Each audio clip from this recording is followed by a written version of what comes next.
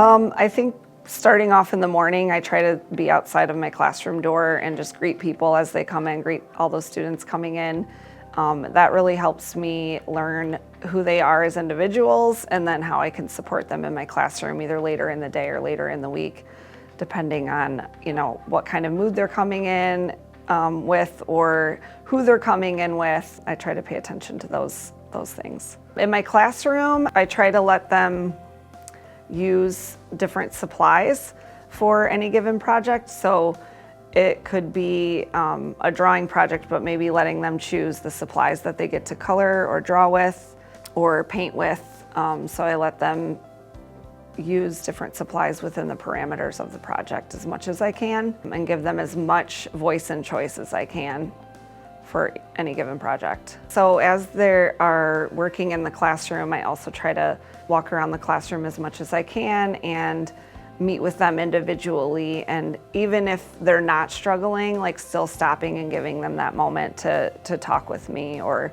to discuss anything they want with me. And sometimes they'll say things that are just on their mind, and it helps me get to know them a little bit better and lets me know what they're thinking about and maybe what they are struggling with either in the classroom or at home or things like that. When they are talking to me about their interests or things that maybe I'm not necessarily able to connect with them on, I just try to come from a place of curiosity and provide some follow-up questions so that I am showing some interest in what they're interested in. I think that's really helpful too. Even if it's not something that I am normally interested in, I try to come in as like they are the teacher and I can learn from them just as much as they can learn from me. Recently, the fourth graders were learning about Native Americans with their homeroom teachers, and we had decided to collaborate on a sort of a bigger Native American project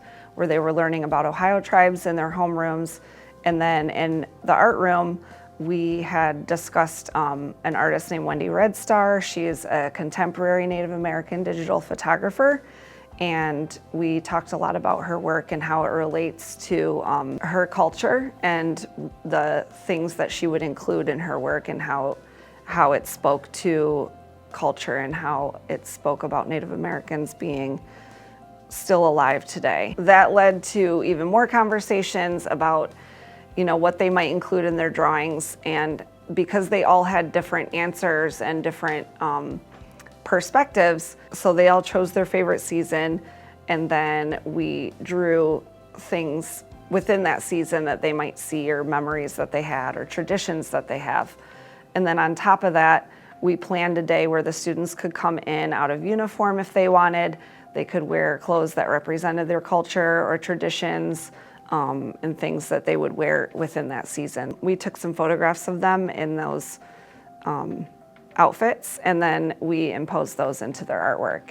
One of the fourth grade teachers had reached out to the museum, and they had invited us for Indigenous Peoples Day.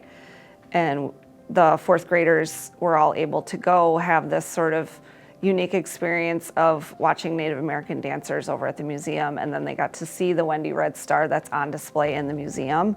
Right there in the galleries. And that was a whole other type of learning that we were able to provide on top of just their classroom environment, which was nice. During that unit, if any students were struggling, we sort of brainstormed at the beginning, and then I decided to put them into peer groups so that they could bounce ideas off of each other and maybe come up with some other ideas that they hadn't thought about before. Or maybe decide, this doesn't really connect with me and my culture and what my family does, so I'm not going to include those things in my artwork.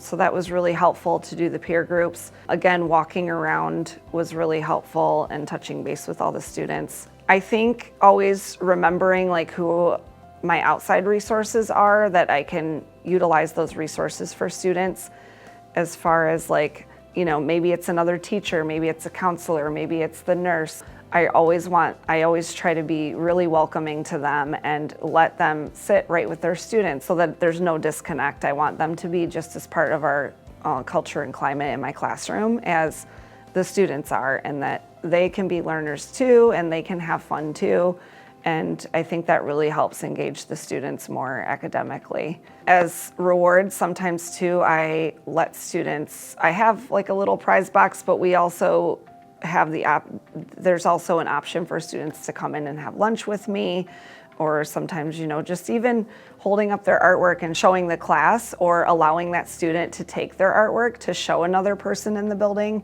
that they connect to. That can be really helpful too, because they can show off their successes to the people that are most important to them in the building.